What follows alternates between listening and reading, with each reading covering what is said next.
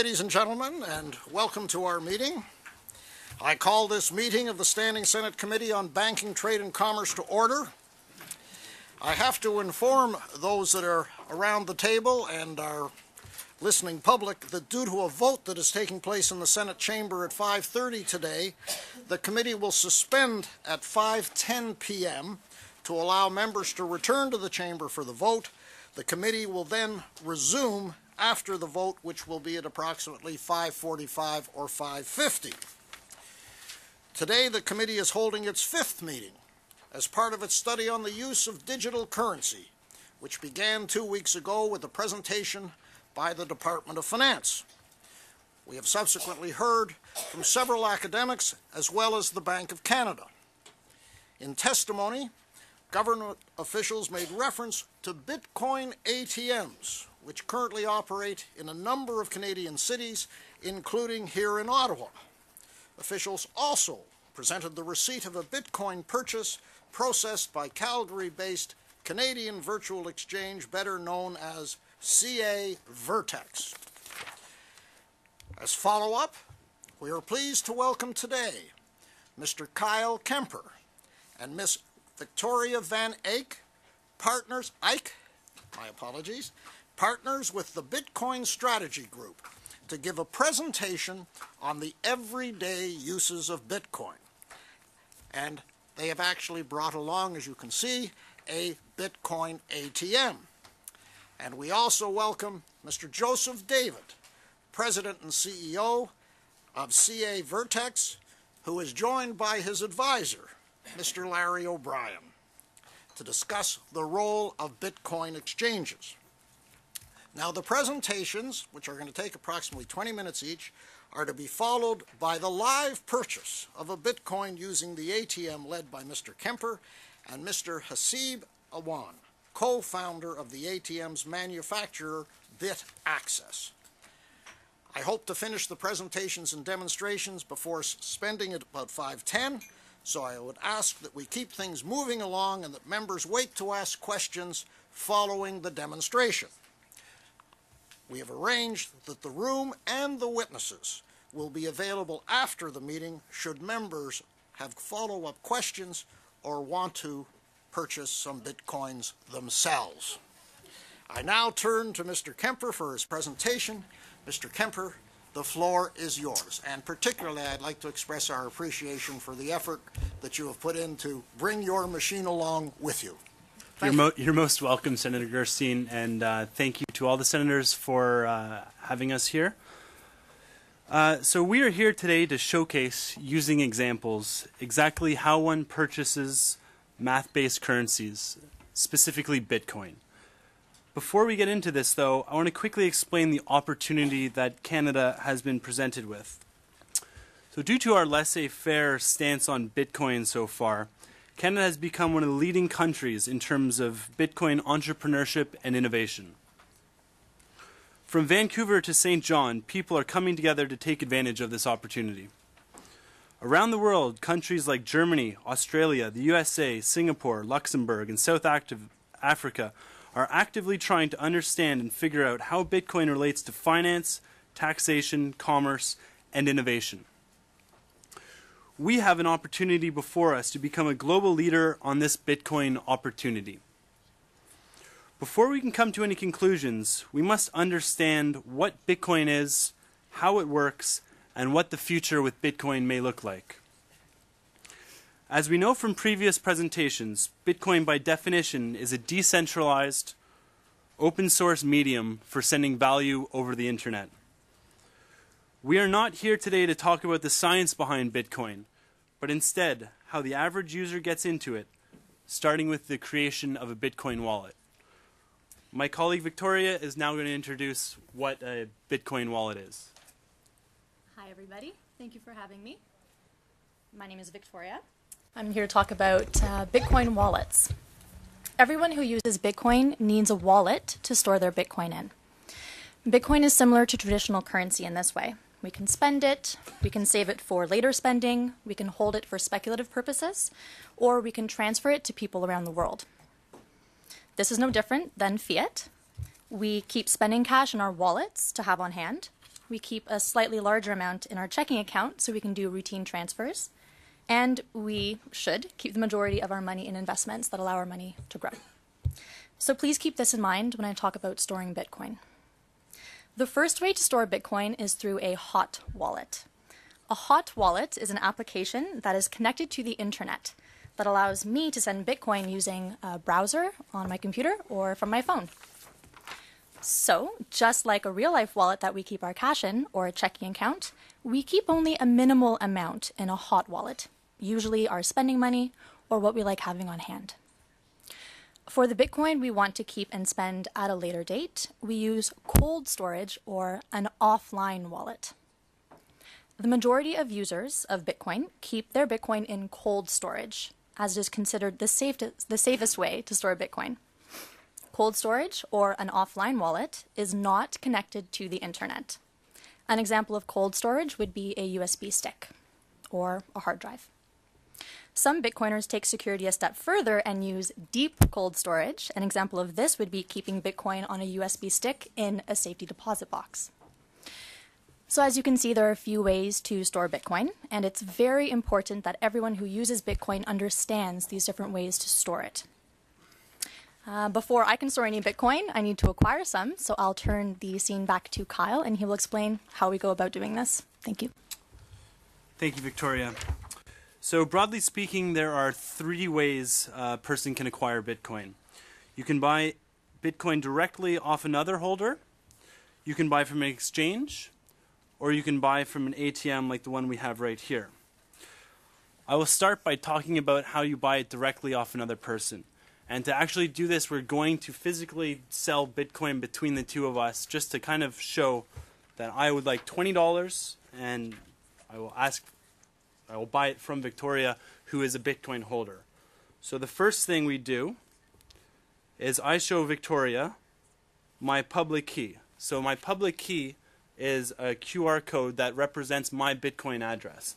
I show it to Victoria. She chooses to scan a public key from her wallet.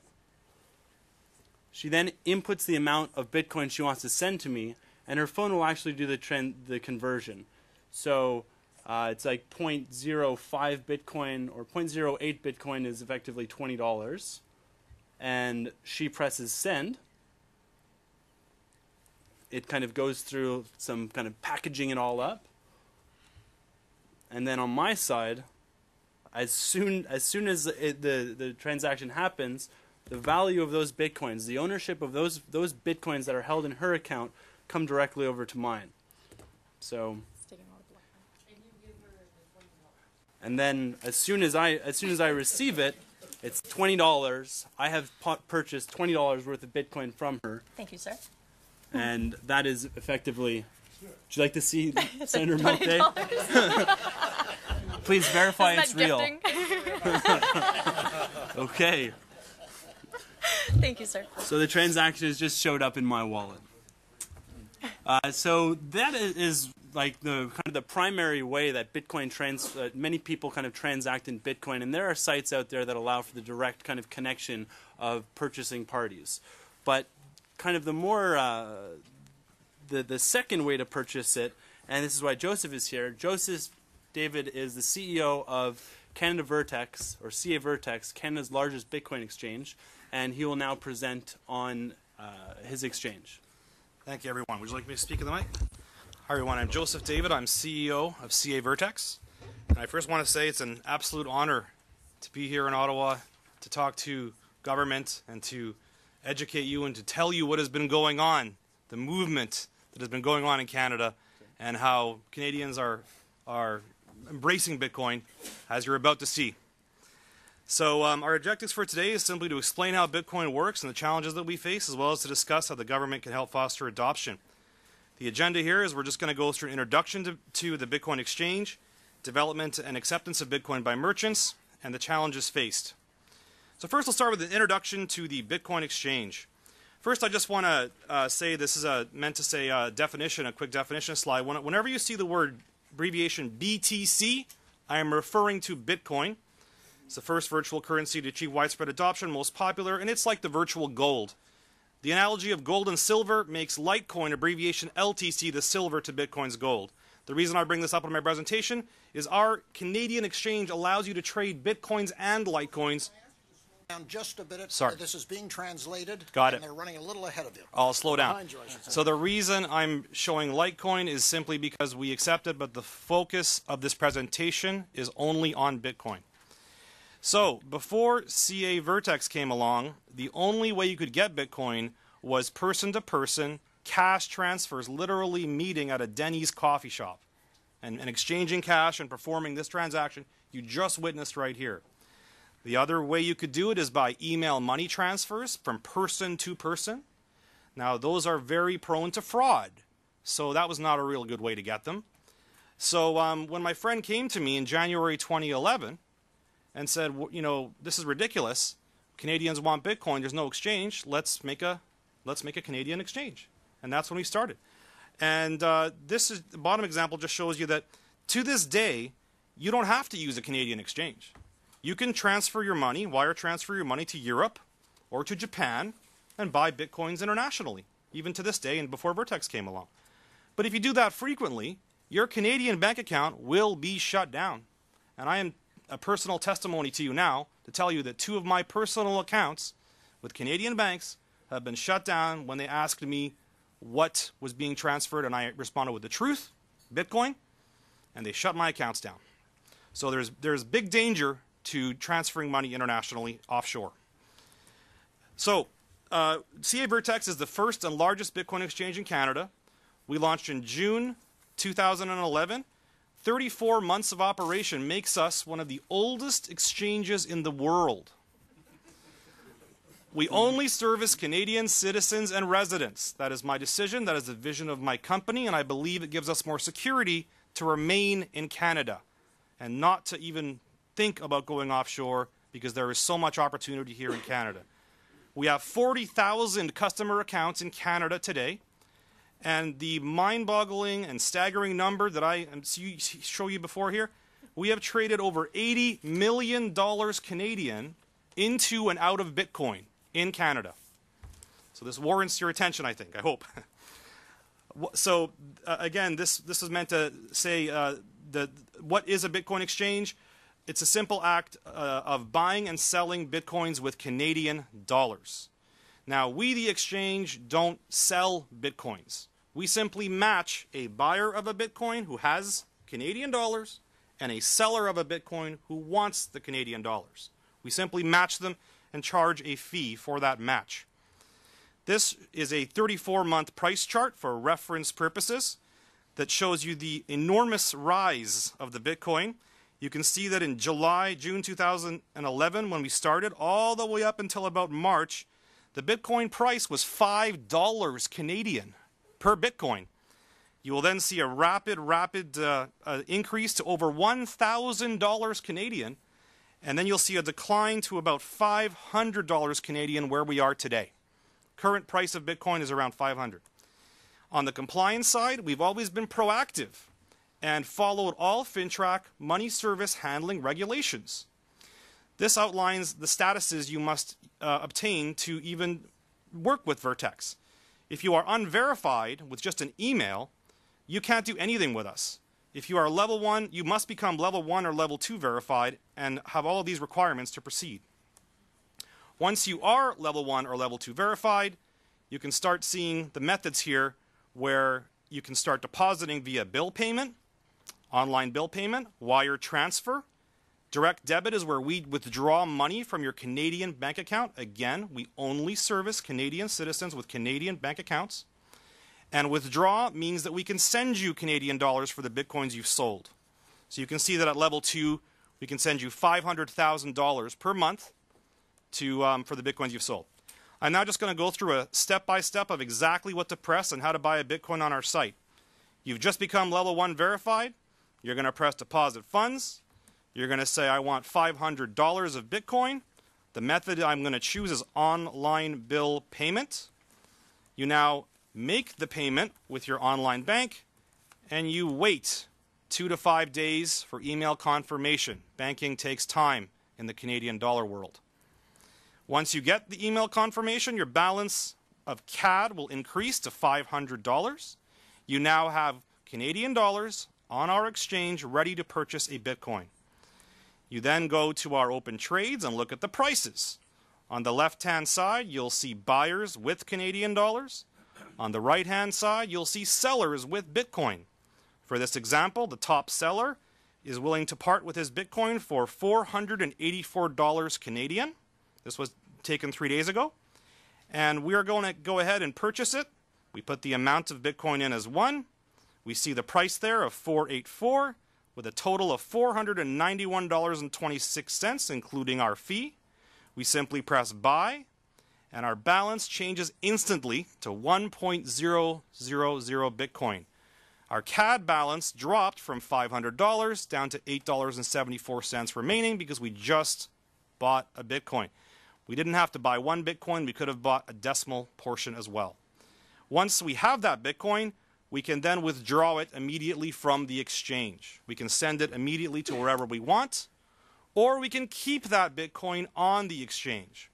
If you choose our exchange to hold the Bitcoin, we use a security measure called a hot wallet. What that means is only 2% of customers' Bitcoins are actually held on our website. So in the event of a hack or a physical theft of our equipment, only 2% of your Bitcoins would be lost. We keep the other 98% in cold storage, offline, in paper wallets, not USB sticks, but actual paper wallets that have passwords.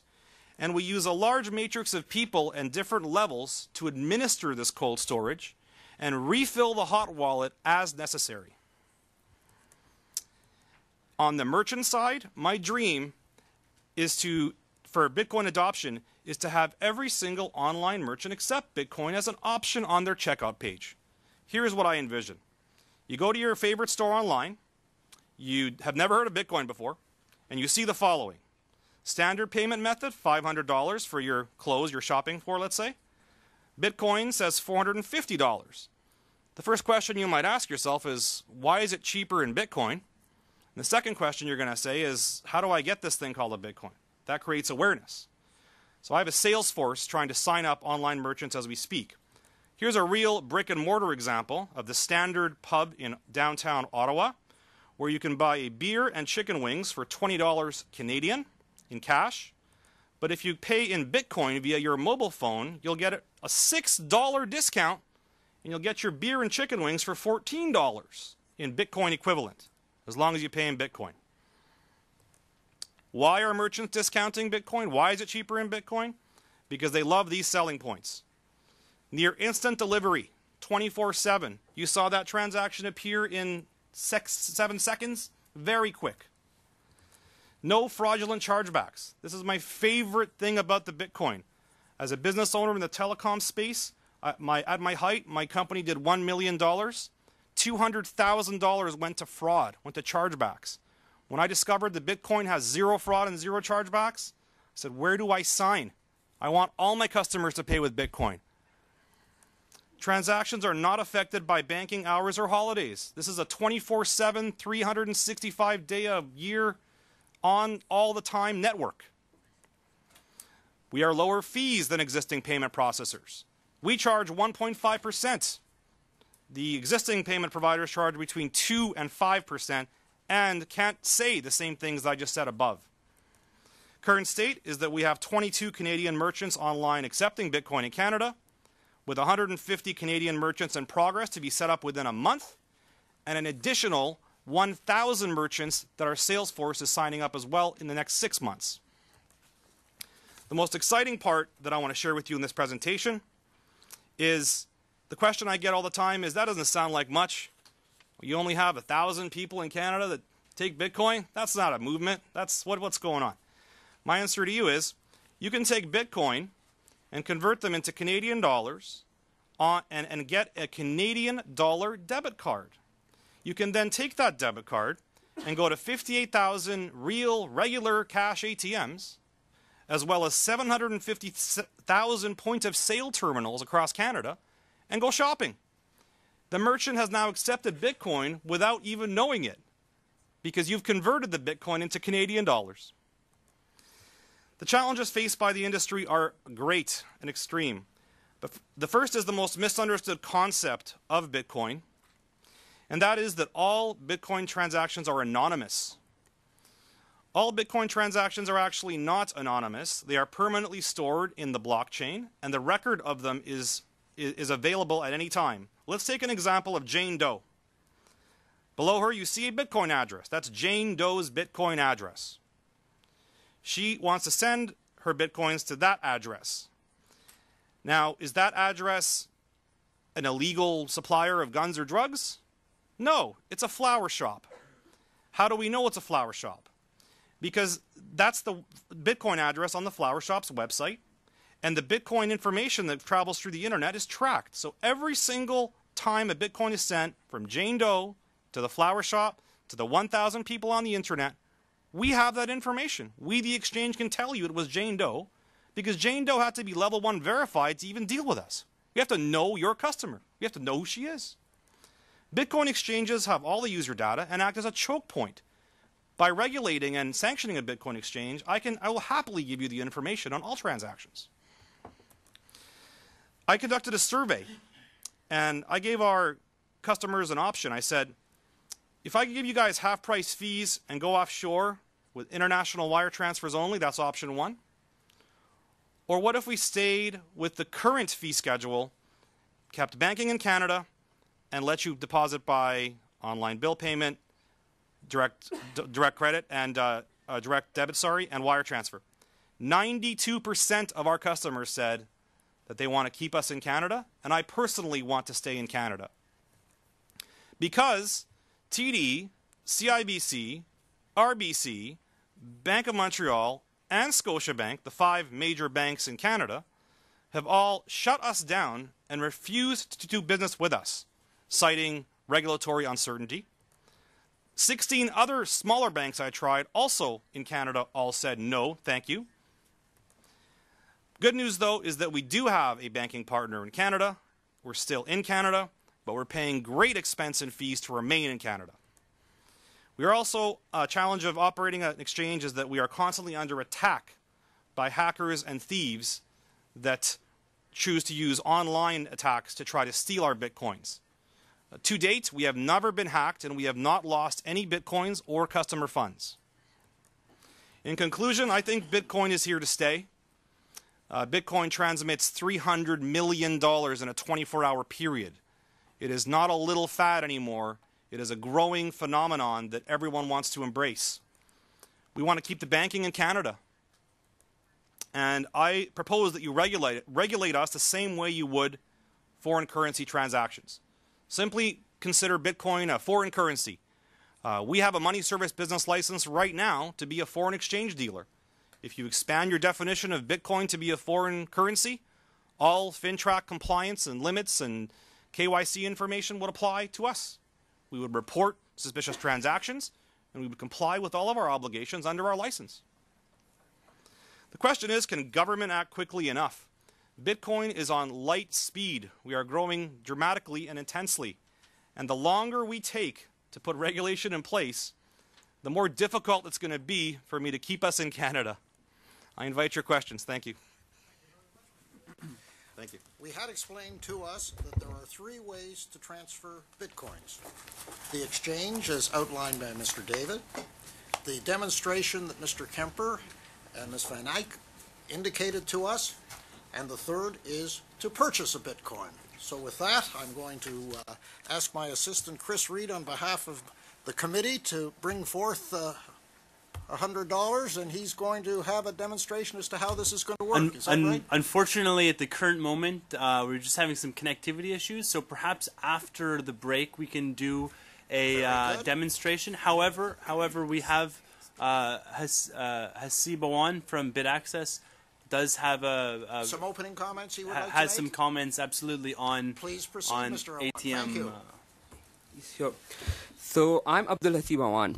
I'm a co-founder of BitAccess, which is an Ottawa-based startup. First of all, thanks, Senator, for inviting us and honoring us. Sure. Translators can keep up. Yeah. So thanks, Senator, for inviting us and giving us the honor to demonstrate this Bitcoin ATM in this honorable building. So in 2013, me and three of my co-founders, we founded this company. One of my co-founder, Ryan Wallace, is on that side. And we started a company in Ottawa, and interestingly, all the manufacturing is done in Ottawa. So we kept it local. We are a 10-member team, and we're going to 15 members probably in next 2 months. That being said, I'll tell you what exactly we do. We are a Bitcoin ATM manufacturer, also known as digital kiosk. You can go to any of the machine and buy or sell Bitcoins, similar to what happened in an exchange or what happens was demonstrated by Kyle and his colleague. This all thing happened, but in a very secure way, followed by a FinTrack guideline and go through all the verification methodology. Right now, we are operating in 10 different countries across 4 continents and we can claim the first spot in the world in this space. And we are shipping these machines all over the world with Made in Canada badge. Right now, we have customers in Slovenia, Dubai, Hong Kong, US, Mexico, Belgium, Australia, Germany, Switzerland, obviously Canada. The closest one machine that we brought here is installed in Byward Market at Clock Tower. We started, our first machine was installed on January 1st, 2014 at Bitcoin Decentral in Toronto. Now, coming to why people would use these machines over Joseph's or the way Kyle described. So the first way is obviously, the first wave of Bitcoin was where people were mining. Second wave was they went to exchange. Third wave was like a common person. If my grandmother wants to go and buy a Bitcoin, she probably won't make an account. It takes a lot of time, and it's much more hassle in this case. She can walk up to an ATM, do the KYC on the machine, and purchase a Bitcoin. Similarly, if you want to cash out your Bitcoins, you can go to the same machine and take fiat for the Bitcoin. This is why Bitcoin are used, because buying from individuals that you are meeting at a coffee shop is risky. You're meeting with a random person in a coffee hour that you just met or found online. You're walking with a lot of cash, and the transaction might happen. Secondly, if you go to Joseph Exchange, it will take 2 to 5 days. Obviously, you have to make an account and all those things. So this is the third way to obtain a Bitcoin ATM. As I told before, we are operating across 4 continents, which makes that it's very flexible to make it, to obtain Bitcoins. So on the machine, if you walk up to a machine, you have to, for a smaller transaction, we require a telephone number. As soon as you walk up to a machine, you have to enter your telephone number, which sends you a code. You have to enter that code into the machine in order to proceed, similar to two-factor authentication as being used by a lot of colleagues in this room. If you are going beyond a certain transaction threshold level, as being said by compliance committee in every country, you have to scan your ID, which get face match with face match, and it verifies this is the right person who's using this ID. After being verified, the person is only allowed to do the transaction. Every transaction is linked to an ID. There's no way, such way as we call anonymous transaction. Every transaction, as Joseph mentioned earlier, can be tracked down at any given point of time. Right now, the ID technology that we are using is one of the sophisticated technology being used in the world. We use the most advanced form of face match ID verification, which detects all the counterfeit detection for any kind of ID. So I believe we will have a demonstration of our ATM after the break, and you can automatically have a small transaction, and it will tell you what our machine is capable of. Thank you very much. Now we've had 4 presentations. Mr. O'Brien, are you sure that you don't want to say a few words to the committee? Senator, it's a pleasure to be here. And which person in this lineup, because of age, doesn't belong here? But I am delighted to be here in front of this standing committee. My background, and I'm doing this to give you a sense of my perspective on Bitcoin and digital, math-based digital currencies. My background is technology, business, and for a few years anyways, politics. After graduating in physics in 1971, I worked 10 years in IC design and also in the development of the first digitally encrypted mobile secure communication system for the RCMP. Following those 10 years of hands-on work in the technology sector, I founded Calian Technology and led its growth from being a startup company to become a publicly traded company with over $200 million in annual sales. During my 30 years with Calian, I served with Prime Minister Chrétien's Advisory Council on Science and Tech, the ACST. I served with Mike Harris's Ontario Jobs and Investment Board, the OJIB, and I served as chair of a sectorial advisory group in telecommunications or information technology, and was also elected chair of the Canadian Advanced Technology Association. I give you this background to let you know that I've been around long enough to have seen a lot of major and minor changes in the technology sector. And during this 40 years of technology and also of business, I've experienced two other major disruptive technologies. The introduction of the IBM PC in 1980-81, and also the introduction of the Internet in 1990. And I can assure you that these introductions of these disruptive technologies all have a lot of things in common. The most important being that most people have vastly bigger expectations of the short-term changes that these technologies will have, and they vastly underestimate the long-term impact of the introduction of these technologies. I believe that math-based digital currency is also one of these disruptive technologies that could alter banking, trade, and commerce in Canada around the world in the same way that PCs did for computing and the Internet has done for communications. Traditionally, disruptive technologies have created a blizzard of these misconceptions of real and imagined or imagined reasons why the new technology should not be adopted. As well, you will often hear reasons why a disruptive technology will fail from people with a vested interest in the status quo. Good examples are when a renowned radio expert defined TV as something that would be a flash in the pan, and the president of Digital Equipment, a computing company, said that the PC would never catch on, asking who would ever want a computer on their desk. So these are these are things that you're going to see. There's going to be a blizzard of misinformation and misconceptions about the topic of Bitcoin. We all understand that in order to understand Bitcoin, you almost have to suspend disbelief for an hour or two. But there are other challenges that need to be taken more seriously. With these challenges include the potential for tax evasion, funding of terrorism, and other illegal and fraudulent activities, such as fraudulent activities that can occur in exchanges, ATMs, and wallets.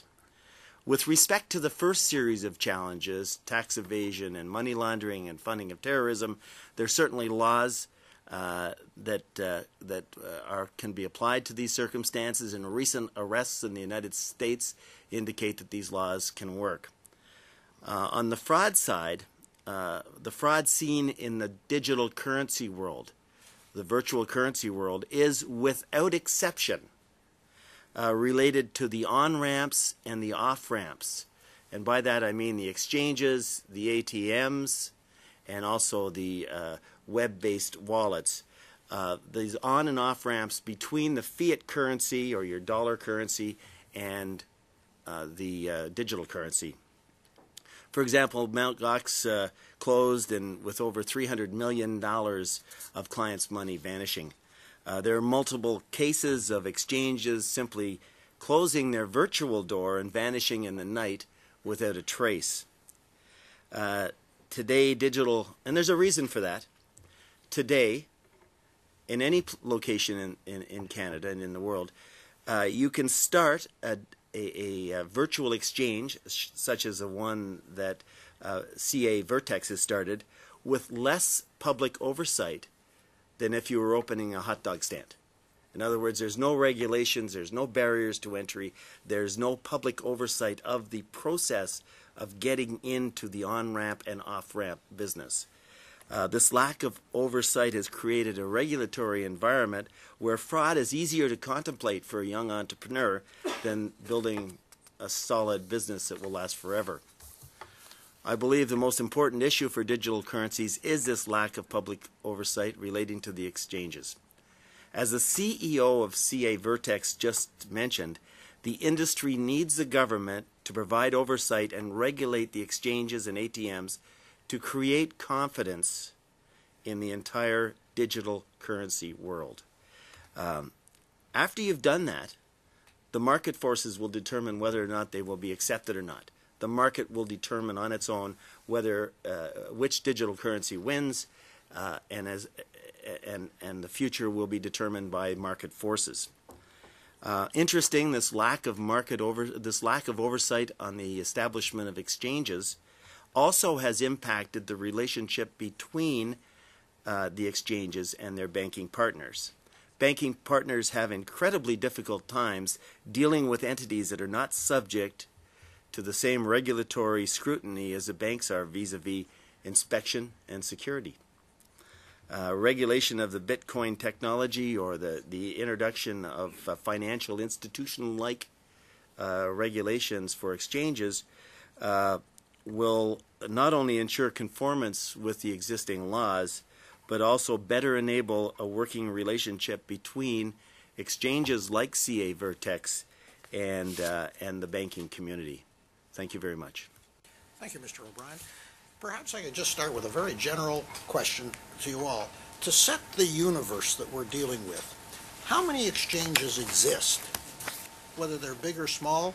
How many ATMs sell Bitcoins today? And how many digital currencies are we talking about that circulate? If I may answer, the number of worldwide Bitcoin exchanges is 8 that are doing serious business, but about 30 if you count every single one of them. So we're talking very small numbers worldwide. In Canada? In Canada, there are, to my knowledge, 2. We are the number 1 and largest. We do have 1 competitor in Canada right now. Thank you. ATMs? ATMs. Yes, right now we have 15 machines operational, and to date we have known around like 22 in total. So we are controlling like 70% of the market, probably. So that's the world market? That's world market, yeah. You have 50? 15. 1 5. Yeah, 1 there 5. are 22 altogether. Altogether, yeah, the real ATMs. Yeah, then people have some kiosks, so they just converted like a normal kiosk, like a self-checkout kiosk into a Bitcoin ATM that you can buy Bitcoin from, but you cannot sell. So if you say about a real ATM, there are probably 22 of them. And the number of digital currencies besides Bitcoin? If I can answer that, Bitcoin is the major number 1, right, with a $13 billion market capitalization. Litecoin is in second place, but far, far behind. And on top of Litecoin, there are 20 other copycats of Bitcoin. None of them are even near a third place. They're all in last place. Sorry. There are Ms. actually Van Eyck? over... do I press the microphone? Please. There are actually over 100 different alt currencies in the market right now. But they're all very minor, right? Compared, yeah. My mistake. My apologies. Thank you. It's now 5 to 5. Being cognizant of the clock, we've had 15 minutes. I want to move to our list of questioners, starting with Senator Black, to be followed by Senator Massicotte, and then we'll break and then continue back with a most interesting presentation. Thank you. Senator Black. Thank you very much, Mr. Chairman, and thank you to each of you for tremendous presentations. I would like to raise a couple of questions, and then you can determine how you would want to respond to them. Mr. Kemper, I was taken by your initial comment that you view that there is a tremendous opportunity for Canada if we get what I presume your other colleagues are saying, if we get the regulatory bit right. Correct. Very well. Can you talk to us for a moment or two about what that opportunity looks like in your view? Well, I mean, we can look at the amount of venture capital that's being put towards Bitcoin innovation, and just the fundings. Like, you know, in the last year, it's, I mean, Joseph might know the numbers, but it's well over 50 million has been kind of dedicated towards, you know, young startup companies. We also see like the meetup groups that are happening in cities all across Canada, where people are coming together, and just the passion being exuded by these young old people, ex-bankers. Like, it kind of touches all different kind of corners of society, that people who are really interested in seeing Bitcoin go further. And one of the things that I've kind of noticed about this all is that everyone who gets involved in it, at first everyone is a skeptic. Like, no matter what. It's very rare to meet someone the first time you tell them about Bitcoin, they're like, oh, I love it. No, it's I have questions, and so you go through the questions, and then, like, you know, they become a little bit more open to understanding it, and, you know, so the skeptic becomes the student, and then the student becomes the teacher, and this is kind of the path that is just growing, and it's just, and the message is just getting out there. And this weekend in Toronto is going to be the Bitcoin Alliance of Canada kind of you know, open membership organization is holding an expo, and we're expecting over 1,000 people to be taking part in this. And Joseph David is one of the gold sponsors of it, and we're going to have kind of, you know, luminaries from the whole industry coming together to discuss how we move forward. And so this is about, you know, and to come back to your initial kind of question of, you know, what is this opportunity? Well, to understand like what we can do and where we can go, the best thing we can do is ask questions and like educate ourselves about this. Because right now Bitcoin is just kind of the first. Obviously it's the biggest and it's the most powerful, but it's the first. Like, it's kind of like the 14K modem in terms of adoption. Like, where it goes, we don't all know. Like in the mid-90s, we knew that the internet was powerful and had all these great things that could happen. We never knew that, you know, Facebook was going to come from it, Netflix was going to come from it, this powerful disruptive force across all industries into what it's turned into today. And so, you know, this is the kind of message that I'd like to leave with you guys going forward is, let's keep an open mind towards it, because it can be easy to kind of create rash decisions, and there's a lot of different industries that are kind of being affected here. So just take it one step at a time, and I commend everybody here for launching an 18-month study. Like, that is a third of the whole lifetime of Bitcoin. Like, so, Kyle, could I add Please. to that answer just a little bit from an economic perspective? Bitcoin, one of the endearing qualities from a banking perspective is the frictionless nature of Bitcoin, the low cost of being able to transfer value from one organization to another organization. The reason I mention this is that if you know, I've seen a number of different studies, but if you think you're going to cut the costs of financial transactions even by 20% using this distributed network, I mean, you got to think out 10 years, but if you think of it from that perspective, you're releasing a tremendous amount of economic value added into the economy. So there's a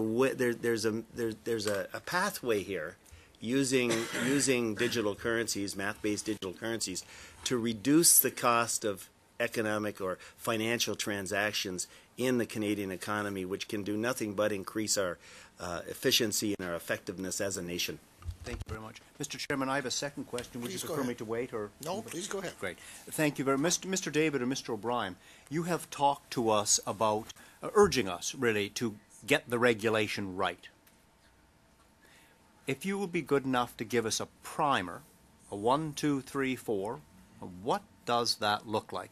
Mr. David, you mentioned the concept of make us look like a foreign currency transaction firm. Is that enough, or is something more required? I think that is enough. Foreign currencies are regulated very highly in banks. Take, for example, the Eurodollar. If you are doing a Eurodollar to Canadian dollar transaction, the bank requires information on who you are. The bank requires limits and velocity controls to be maintained on dollar amounts. Again, all these would apply to Bitcoin. I don't see any reason to complicate it, to overthink it, to invent new rules. Just use existing infrastructure. Make it a new currency. Call it a digital currency, and put it under the foreign exchange regulations. Thank you. Mr. O'Brien? And I agree with my CEO, of course, as I would have to, as I do. But having said that, having said that, I also believe that there should be some institution-like hoops for exchanges to jump through before they become authorized to trade in digital math-based currencies. In other words, it shouldn't be possible for two people in their underwear in their basement to start an exchange, because it's too open to fraudulent activities.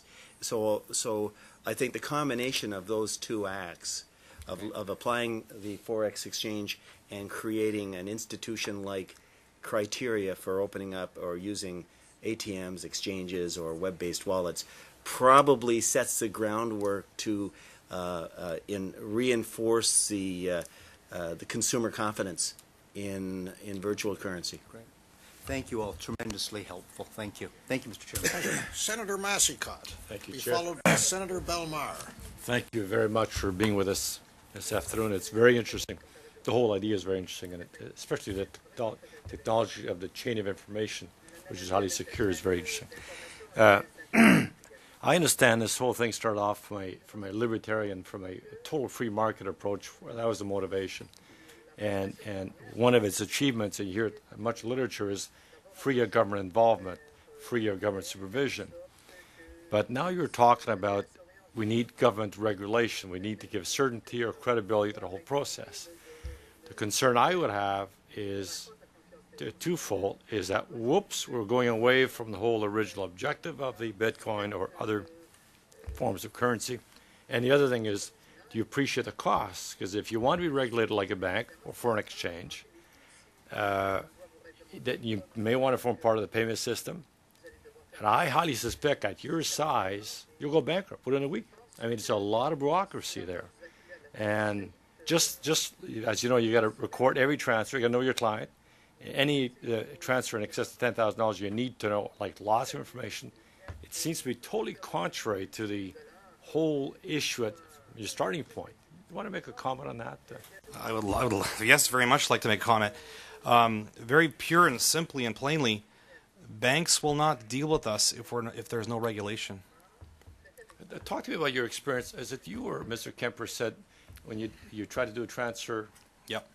But it was offshore. If you did a transfer to a Canadian bank or did a transfer to the United States, would they have shut down your bank account? Yes. Banks view international transfers riskier than domestic. But is it because you were dealing Bitcoin or because you're dealing with offshore? It's because I was dealing both offshore and Bitcoin. Offshore amplifies it. Bitcoin is also a factor as well. So if you use your bank account, and what did you want to use your bank account for? Deposit monies, deposit Bitcoins? What did you want to use it for? It was a general purpose account for investments. I actually had stocks and other investments that flowed in there as well. But the fact that I received a Bitcoin incoming wire transfer for Canadian dollar equivalent offshore, and Bitcoin being an unregulated thing, the bank chose to just shut my account down. But it probably relates to the fact that Bitcoin, in the media anyways, has been related to be an underground network for drug dealers and so on. I presume it relates to that. They're concerned with that issue. So. Yes, it's because they're not willing to, again, with the seal of approval of regulation, I think that would calm their fears. I hear you. I just caution you. You know, the bureaucracy is immense. Yeah. These banks are huge. Yeah. They have like multitudes of people to deal with the regulation. Yeah. You can't have the cake and eat it too, boy. Well, let me actually comment on that. We are already following the money service business guidelines for foreign exchange transactions. We're already doing that. We have a verification team. We have 25 employees in our company that are making sure that we're fully compliant. It's already being done. But it's not as far as Mr. Bryan. He wants to be regulated like a bank. No, I think what he's referring to is an additional barrier to entry beyond just the MSB side. Well, I guess I'm just... And just for clarification purposes, because that's a very good point, I don't think it has to be taken to the extent of regulating a bank, but I think banks have a very difficult time dealing with entities that don't have some scrutiny, because they have a lot to risk in terms of their anti-money laundering and whatever, and they want to know that an organization has at least been compliant with the basic laws that will not put their own operations in jeopardy with the government regulators. And so the somewhere in between having a banking license and having a Wild West free-for-all is likely what should happen. And the public sector, the government, is probably the organization that can provide that public oversight for these without necessarily without a great deal of additional work on their behalf, because they already have the systems in place. Okay. Thank you, Chair. Thank you very much. I see we have just 2 or 3 minutes to go. Would you like to start, Senator Belmar? I'm going to break at 10 after, or we can break now. I think that might be better. Get over to the chamber, and I would invite our guests, our panel, and our members. We will reconvene. The vote is at 5:30. We should be back by 10 to 6. I'm sorry, this is just something that came up after we had established this.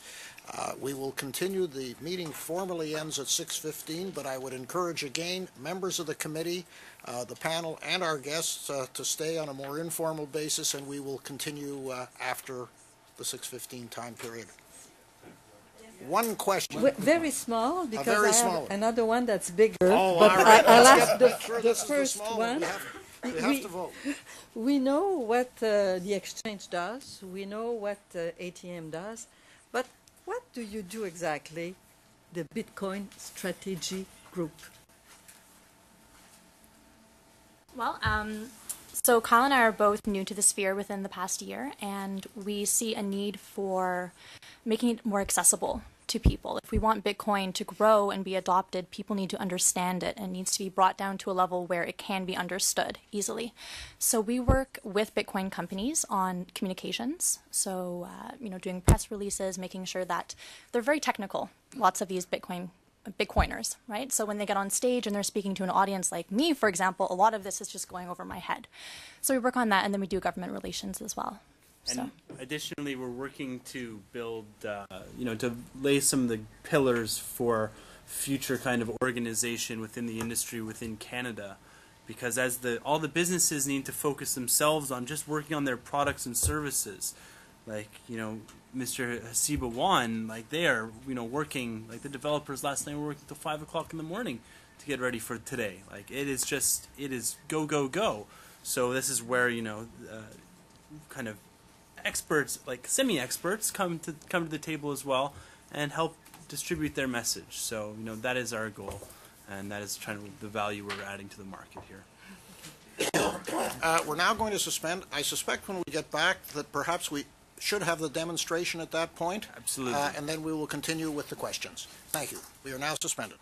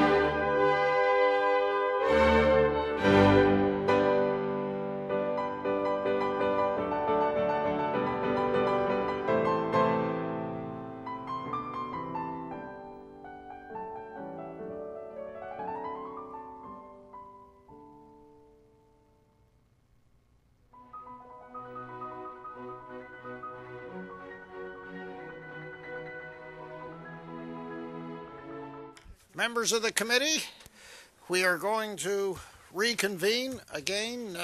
Thank you for bearing with us while we had our vote. Just to recap, it was indicated at the first part of the meeting that there were 3 ways to transact with Bitcoins: through the exchange, directly from an individual, or through the purchase at an ATM. Having the ATM before us, which I understand is now live, I'm going to call on my trusty assistant to come up and work with our witnesses to affect the transaction. Now, can they hear you from there? Or Senator, we're both mic'd. Yeah, the mics are on. There's the answer. We should be live. The answer is yes. Good. The floor is yours.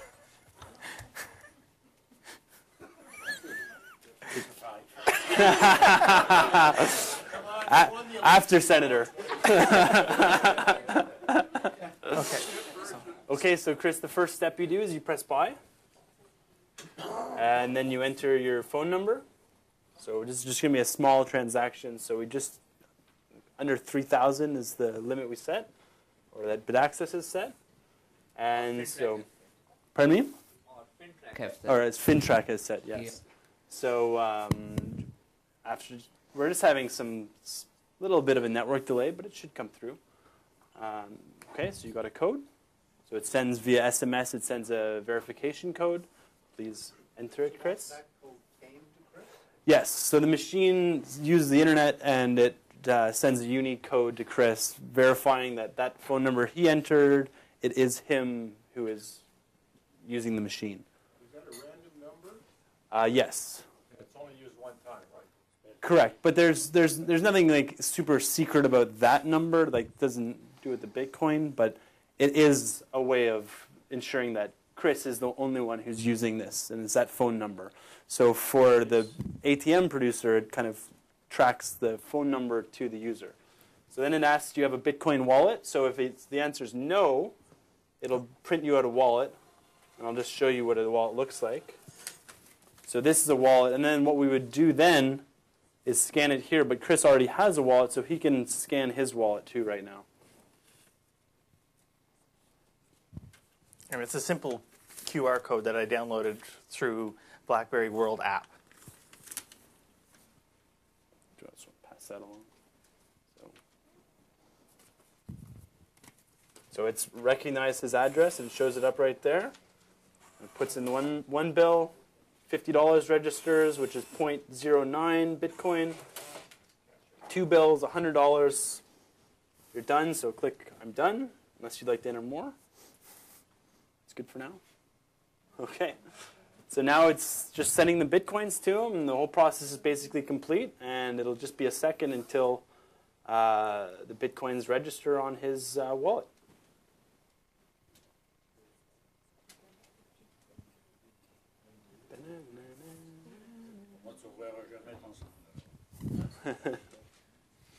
There you go. So Chris has just received Bitcoin. He has just bought 0.1834057 Bitcoin. At the price of, go back to this. 545, I believe it was. I think it was. He'll get a text message with a receipt of the purchase. It'll say, you purchased that much Bitcoin at 545.24. And I have received the text message. So no commission. You will pay by 50%. So no, there is commission. There is the operators of the machines charge a slight transaction fee on top of it, and that's that's the cost of the convenience. Just quickly interject here. As per my advisor, Larry O'Brien, I'm just going to give you the live quote on Vertex, just so we have a basis for comparison. This is not meant in any way to undermine the price. I'm just giving the second option. So $545 Canadian is the ATM price, and live on Vertex right now, you can buy it for $486. So you can see that people pay a premium to use the ATM, and they're willing to pay that premium. Laying it down. Now, Mr. Kemper, could you explain that transaction took about 3 minutes, 4 minutes, Is that typical? So typically it'll be faster than that. We're just we're having there's some kind of communication issues, us being in a Senate building and network connectivity.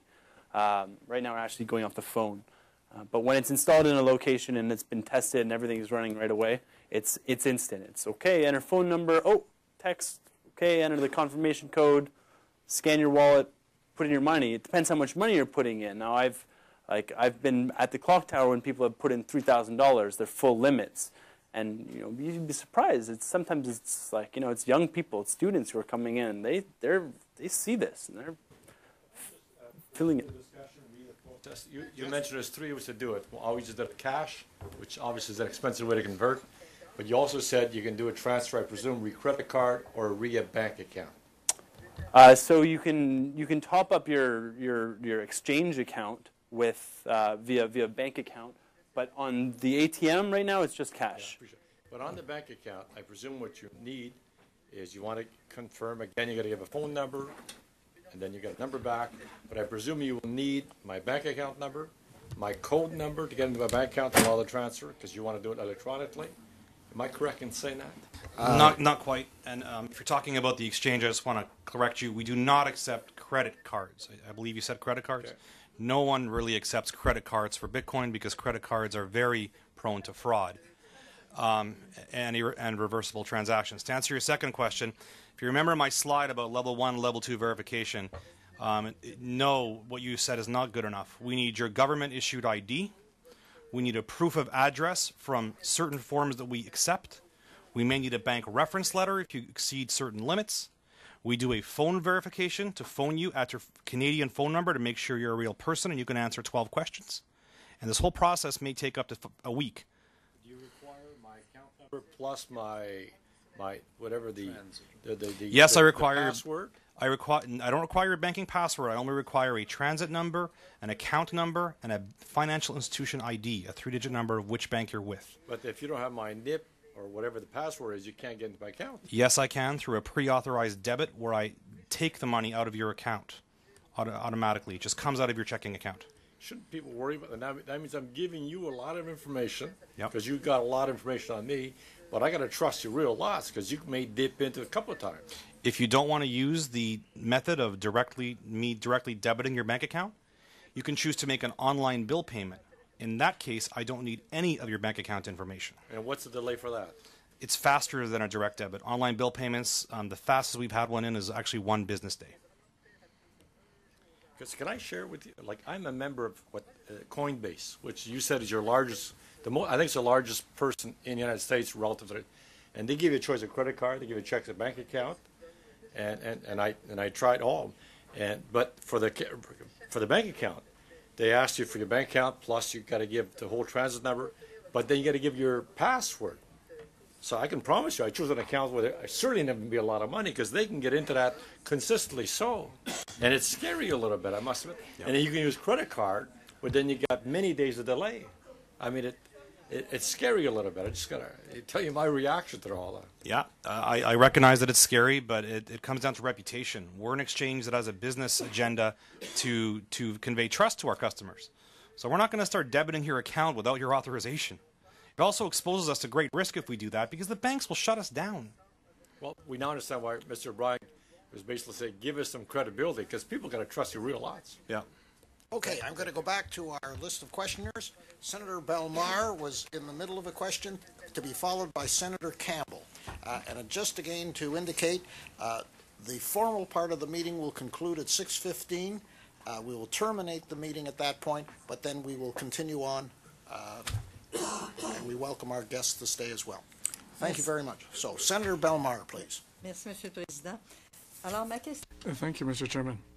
My question does have a particularity relating to digital currency. This is something that was discussed with experts and with others, and it was considered as a limit for the use of this money. It is a question of volatility of the exchange rate for exchanging bitcoins for money recognized currency.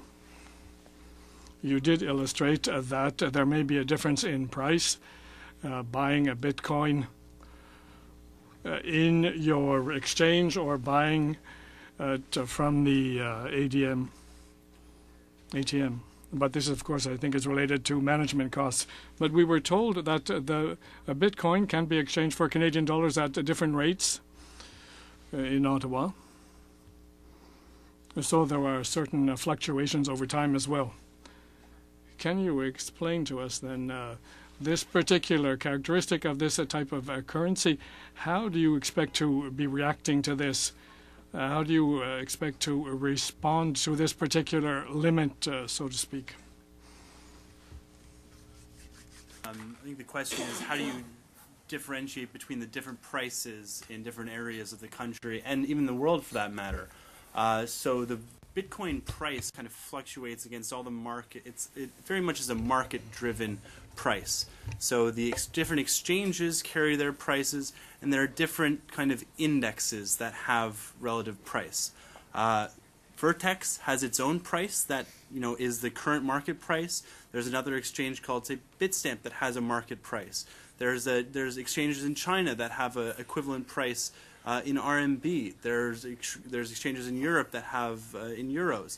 And so when you have all these different exchanges operating, it's really through trading amongst all the different exchanges that you're able to kind of find like a market equilibrium price, kind of a global kind of price, and it all has to do with supply and demand. So that's really, and this is the sense of it's a commodity in a sense. So. Non, ça, je comprends ça. That is something that I can understand. I don't think that there's any difficulty with that relating to volatility, but I did put a question to experts, and they told me that all of this, it depends on the demand at the other ATM. And I was thinking that there may be people who will be engaged in speculation on rates, and that this might balance out. But I did not get an answer on this particular point. This is why I raised it with you. It seems to me that there are people who might want to buy clothes, for example, who will make a calculation of the price in Bitcoins, and they will convert it to Canadian dollars and realize that it costs more one way than another. You do not consider this to be a type of limitation for the expansion of the use of Bitcoin?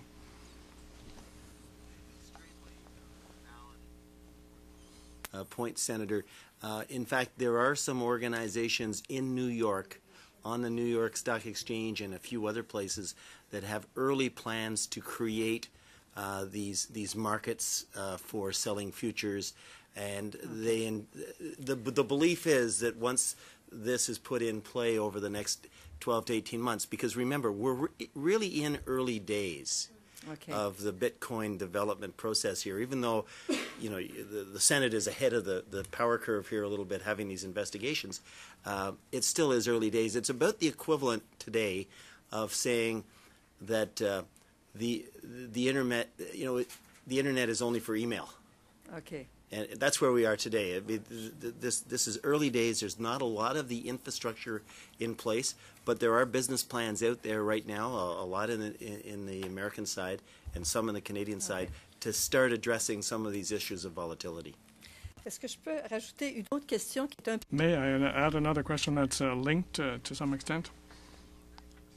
There's also a fact that there's a limit on the quantity of Bitcoins. I was told there's 21 million, if I'm not mistaken, and afterwards it will cost too much to make new Bitcoins through the way they are generated. I'd like to know whether you see farther on in the future, do you see any way of dealing with this particular limit? The protocol of the Bitcoin is such that it can be divided down to 9 decimal places, 8 decimal places. So you can have a milli Bitcoin, a thousandth of a Bitcoin, or a 100,000th of a Bitcoin.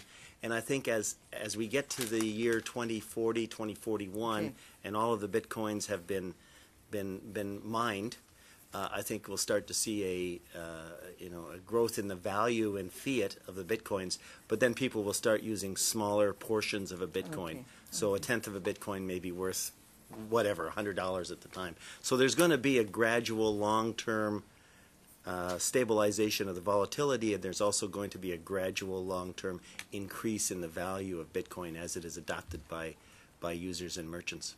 Alors c'est pour ça que les gens l'utilisent aussi as a store.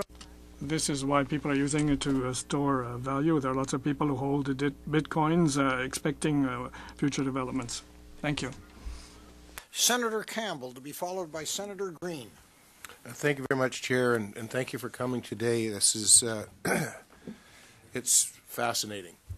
The two questions I have, the first is the suggestion that if we simply made this a foreign currency under regulations, that it would cover all of the bases that governments normally are concerned about. My question is, so the government says, okay, we consider Bitcoin a foreign currency, and away we go. And then along comes Mr. O'Brien, and he makes a Larry coin. And it is, and I love the Larry coin because it's a great name. And it's worth nothing right now, but hang on, okay? What happens when I go to try and have mine called a foreign currency, and are we going to just see a huge replication of foreign currencies? And if so, then that, from my point of view, probably defeats just covering it by foreign currency. What's the answer to that? Well, yes, you bring up a very important point. The first comment I can make on that is just look at the market use of the coin. Bitcoin, as I said, transfers $300 million equivalent in a 24-hour period. The Larry coin would be zero. So you could take a today. That's right. So you could make no idea. You could make a well. Hang on. If you believe in the Larry coin, you could make a requirement that a certain threshold have to be reached. Or you could make a separate category. You do bring up a complex question. I wish I had a direct answer, or the solution. But the direct answer I can give right now is Bitcoin is the digital currency that's in existence today, that's being used today. So I think it warrants that we just look at that and regulate it, and not worry about the other coins quite yet. Well, we only ever had Chevy, Ford, and American automakers.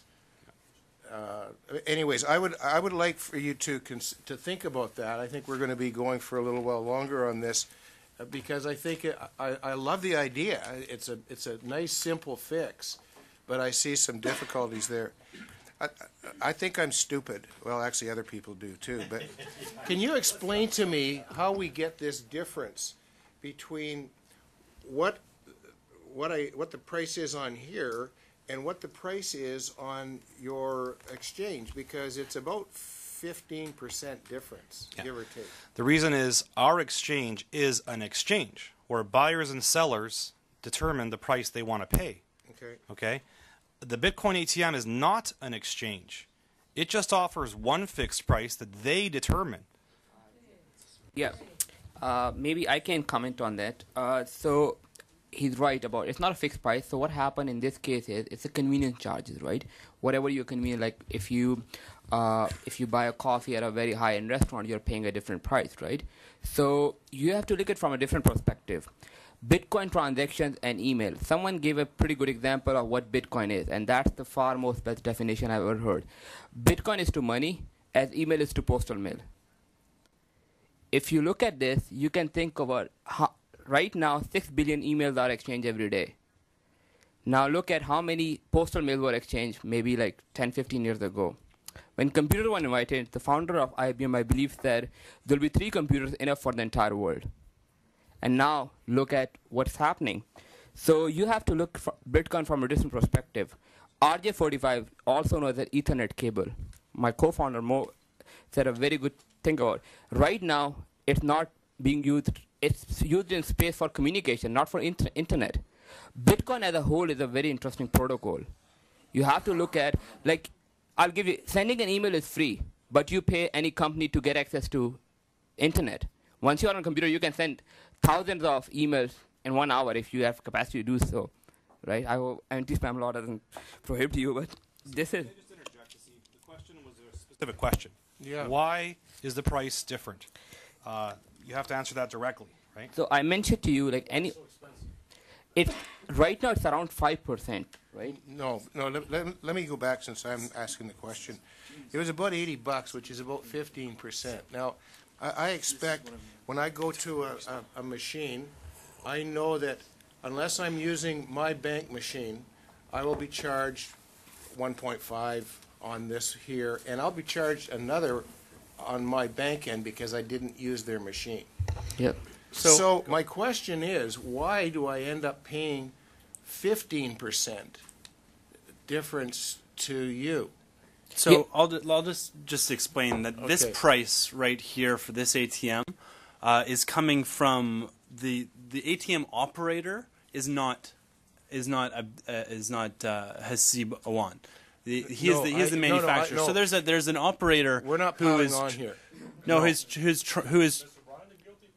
No. There's another party in town who operates a brokerage, and so they have their own kind of buy and sell price, and this price is coming off of their price. So and the price that you're seeing on Vertex is the market price at the current moment, and this price is a different broker plus the convenience fee that is associated for using the ATM. Okay, so but I think you, as an I want to get off of individual here so you can ask another question, but I think you got a big problem in between those two prices. I think that when I go on that machine, I would expect that what I'm being charged is what the market is at that time, not what it was 5 days ago. Or you could play this machine like crazy. Well, you can't. You can only buy it at a higher price. You can't sell it at that price. So the sell price is a lower price.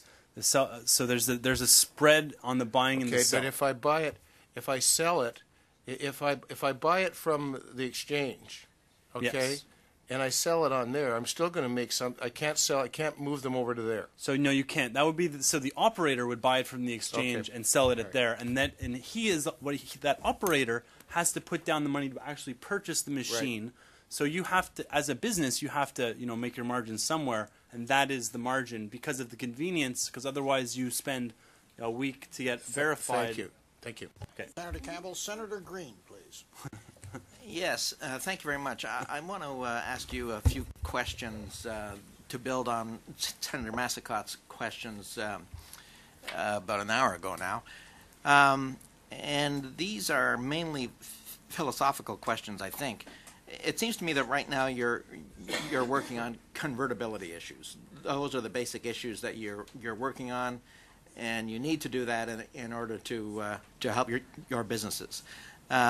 Another one you're working on is to smooth out the volatility in the marketplace, and I can see that that's very important to your businesses. But it seems to me that the more you do that, the more you are defeating the purpose of Bitcoin in the first place, which was kind of set up to be a parallel currency that had little to do with convertibility, etc. So it seems to me that the closer, or the closer you come to having Bitcoin act like a national currency, the further away from the purpose of Bitcoin you become, and which begs the question: what is the need? Why do I, or why does anybody need Bitcoin? Well, you're making, Senator, you're making a great point. But the answer is buried in the fundamental economic benefits of a low-friction, distributed peer-to-peer network. What we are talking about when we are saying reduce the volatility, add some barriers to entry on the on-ramp and off-ramp, are all intended to make it easier for people to convert from the fiat sector into the digital currency world. Once you're in the digital currency world, no matter how much we wish to try and control it, to regulate it, it is virtually impossible once you're in there with fiat to do much regulation on the transactions that go on peer-to-peer. It can be very difficult. But you do have some ability to ensure consumer protection and know your client some of the anti-money laundering and anti-terrorism and all that stuff. But and I think, although it isn't the original intent of the currency, the reality is in order for us to gain 75% of the value of this kind of a currency, we're going to have to trade some things off to make sure that society and government in general can, and our banking partners can in fact relate to Bitcoin as a technology. So these are trade-offs. It's not the perfect world, but it is a trade-off that we often have to make. But all those additional things that you want will cost money, and that will erode the efficiency of the use of Bitcoin because consumers will ultimately have to absolutely, absolutely, but it is such a low friction way of doing business that the margin opportunities are so substantial that even with some of this overhead, we believe, and that's what the wonderful world of capitalism, if we believe in it, we can put our money in and let the market determine whether or not we're right.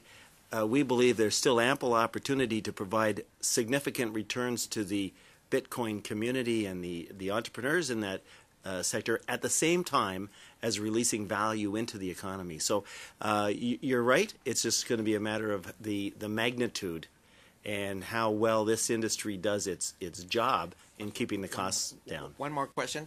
Does Bitcoin, in your view, ultimately expand the money supply? I'm not sure if I'm qualified to answer that question, but I personally look at Bitcoin as a complement to the money supply as opposed to a competitor of the money supply. But I'm not an economist that understands the details of M1 and M2, so I think I will resist trying to answer that question. Thank you very much. We have just passed 6:15, and under the rules of the Senate, we must conclude this Senate Banking Committee meeting.